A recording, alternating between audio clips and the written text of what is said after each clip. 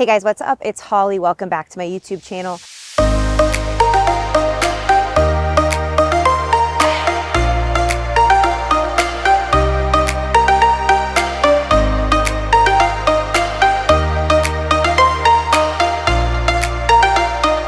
Today I'm giving you part 3, the final part of our series on how to run your first half marathon when you're overweight. Today I'm going to walk you guys through what the week before and the actual day of your race will look like. Everything you need to know to feel really confident, really fresh in your body going into it. This will guarantee a finish. Now, you guys know in the first 2 parts of the series, if you haven't watched them yet, I highly recommend. We talked about getting your mind nice and strong to get through months of training. On those mornings you don't want to get up, on those days your legs hurt too bad, you do it anyway. And we talked about what the actual training plan looks like. From your workouts to your recovery to what you're eating and drinking, all that stuff was covered. All in all, we know this requires a lot of time and energy. So when you get to that race day, we want to make sure that everything we've done is fully working for us. We want to make sure that we are confident and we feel like all that hard work has been done already.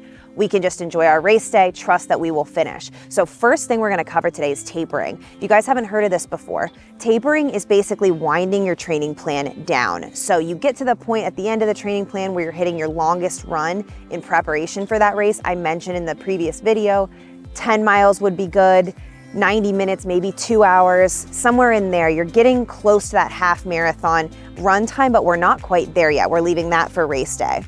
After that, we tend to taper down slightly from there, leaving the last week before the race our main taper week. So now I'm gonna lay out for you guys what an example week would be for me leading up to a race on Sunday. You can manipulate this how you want, and of course this is your first half marathon, so you're not totally positive yet what works best for you.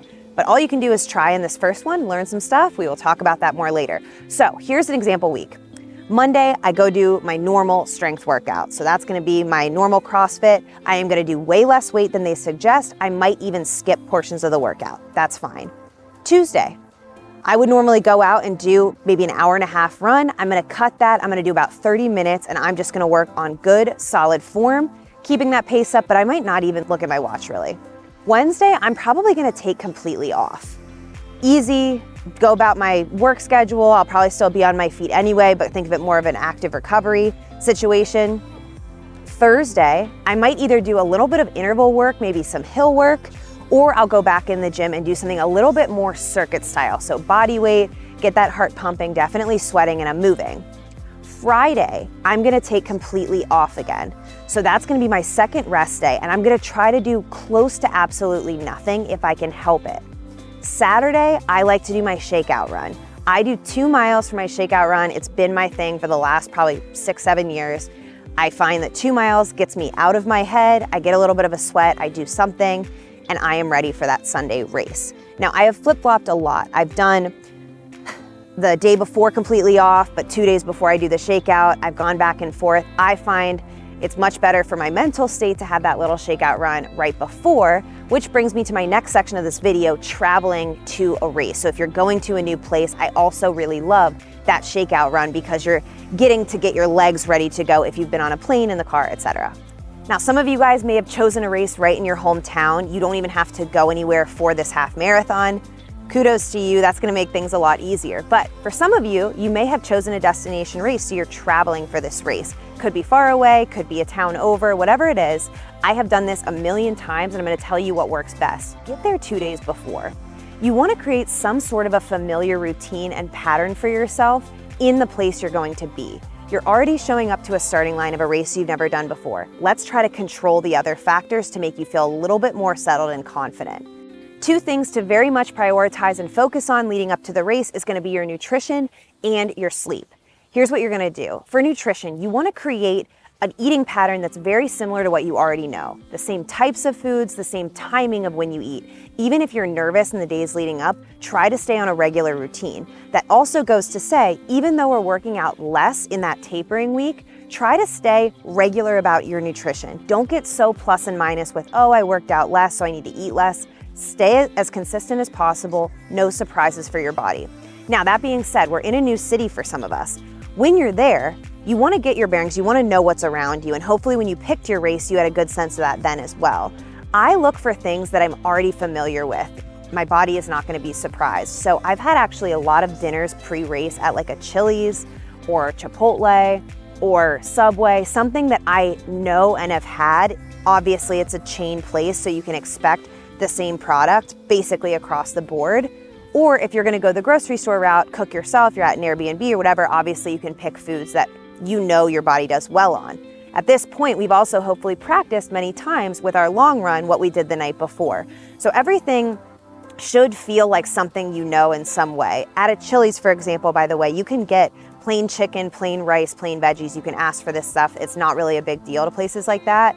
So figure it out, create a game plan, and try to stay as consistent as possible. I also recommend having snacks in your room or Airbnb so that you don't find yourself waiting till you're starving or cranky or whatever to make a bad decision. When it comes to sleep, here's the critical piece of advice I can give you. The 2 nights before your race, so not the night before, but 2 nights before, is the absolute most important for sleep. We can all kind of collectively agree that the night before your race, your first half marathon, there's gonna be a lot of adrenaline, a lot of antsiness, excitement. You're not really sure how you're gonna be feeling. So to bank on getting a great night's sleep, the exact amount of hours you want, probably not very realistic. So I like to prioritize 2 nights before that.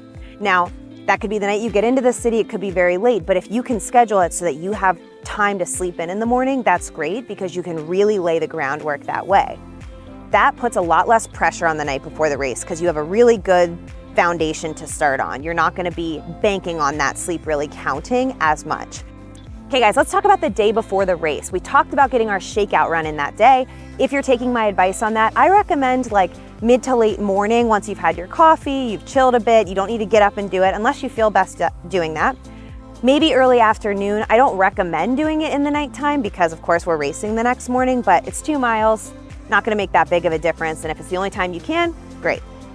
Also, on this day, we wanna pick up our bib. Now, you can usually pick up your bib the morning of the race itself, but that's just an extra step, and I really recommend getting your bearings of the whole race area the day before. This is gonna give you no stress. You're gonna know where you're parking the next day. You're gonna know if any roads will be blocked off. On top of it, a lot of these races have great expos and events going on, maybe speeches by certain people to just get you pumped up. You can meet a lot of runners that are also about to do their first half marathon. It's a really big kind of community setting, and it's fun. Go pick up your bib, take your time, walk around, know where your start-finish area of the race is gonna be, all that stuff. Know where your family and friends can spectate. All those questions get answered during this time, and it's just so much easier to sleep at night knowing you have all that figured out. So do these basic logistical things. Again, on that day before, you're not letting the nerves take over that you're not eating. You wanna stay on a normal eating schedule. The carb load thing is, I don't wanna say a myth, it's definitely helpful obviously, but the main point of carb loading is within that time frame just before the race, storing extra glycogen. You're trying to give yourself extra fuel to burn off of when you're mid-race. Now, if you guys are eating throughout the race, it's not really gonna make that big of a difference. So I would just say keep things as familiar to you as possible. No surprises, no thrown in foods or snacks that they give out at the expo that you've never tried before. Save that for after the race. Okay guys, this brings us to race day itself, which makes me so excited to even be talking to you about it because I know how much work you've put in leading up to this day. First thing I wanna say in this section is you have done the work. Anytime a little blip of doubt or anything comes up, you start regretting things, I should have done this differently or whatever, remember, you did your absolute best in these months leading up, and here we are. The only place to look at is forward. We are moving forward, we're in this race now. Trust that your body is ready, trust that your mind is strong enough to get you through it. Let's talk logistics and schedule of this race morning. So as much as you can in the weeks leading up and the months leading up on your long run days, you wanna try to create a schedule that you will then mimic on race day, at least a few times. So getting up close to the time you have to get up for the race, eating at the appropriate time prior, going to the bathroom, having coffee or not, all that stuff. So that race day morning, here we are, you are doing something that you already know. You can sense the theme of this video. Try to create no surprises for yourself. So I like to get up pretty early on race morning because I don't want to ever feel rushed. I want to make adjustments, I usually bring my race outfit, but I have a couple backups here and there depending on weather or if I just get an inkling that I need to do something different. If you're someone who tapes their feet or does chafing cream anywhere, maybe you wear knee sleeves or an ankle brace, all that stuff adds time, and again, you don't want it to be a sloppy job. You want to do it exactly how you know you like it. So save time for that. Typically what I like to do is get up, have coffee and eat right away so that as I'm getting ready, changing and all that stuff, I'm kind of digesting as I go, giving myself that time. Of course, most importantly, allow time for going to the bathroom. A lot of people like to get to the race and then use one of the porta potties before. That's totally an option, but if you want to do it at your hotel, at your Airbnb, whatever before, again, guys, you do not want to be rushed in that process. You're going to have a horrible race if you don't get to go before. So plan everything out. Like I said, the sooner you eat from when you wake up, the more time you'll have to just let your body kind of do its thing. I also bring a banana to the start line typically. So I have a couple bites of that as a last little boost before I go, and you're set to go. Otherwise, everything set up for your run should look a lot like your long run. So the gels you're gonna bring, any snacks, you've already looked up aid stations and stuff like that, hopefully before. You guys don't have to be obsessed with checking the course route, especially on your first half marathon. I kind of like that element of surprise, but typically you're gonna have things set up throughout. There may be goos there, gels, some Gatorade or electrolytes, and then water, of course. You can use a handheld water bottle. At this point, we kind of talked about it in the other videos, but you know yourself well enough to know what you're gonna need throughout this race. So set up that good morning routine, give yourself time to change, eat, everything is normal. You get to the race with plenty of time to use the bathroom.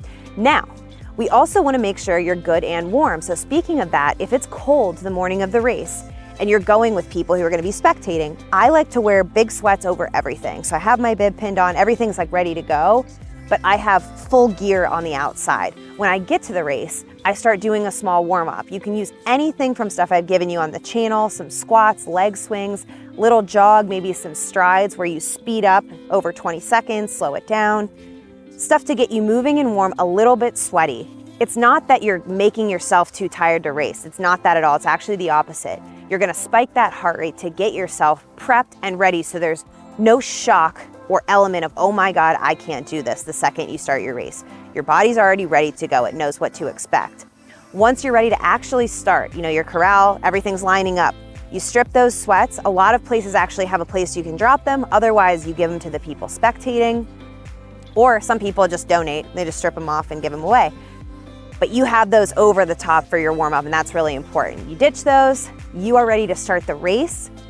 All that you have to do now is believe in yourself and trust the process. Like I said, I cannot stress it enough. You have done the work. You are ready. There are gonna be highs, there are going to be lows, and you're gonna get through them. They're not going to last as long as you think. So even if you're on minute 5 and it sucks, and you don't know if your strategy of run walk is going to work anymore and you're already doubting it, you're going to feel very different by minute 10, I promise you. Every single person goes through this. I just did a race where mile 3, I felt like absolute dog shit. And I had 27 more miles to go, 28 more miles to go. And I had a lot more ups after that. So I'm telling you, it doesn't always stay the same. You guys are ready for this. I know you can do it. I'm so proud of you for putting all this time in. And this is gonna be your first half marathon. You're gonna go get that finish, and I cannot wait to hear how it goes. Please guys, comment as soon as you finish that race down below or in any of my other videos. Request any future videos you need. I'm so happy to make these for you. Have a great day, guys. Bye.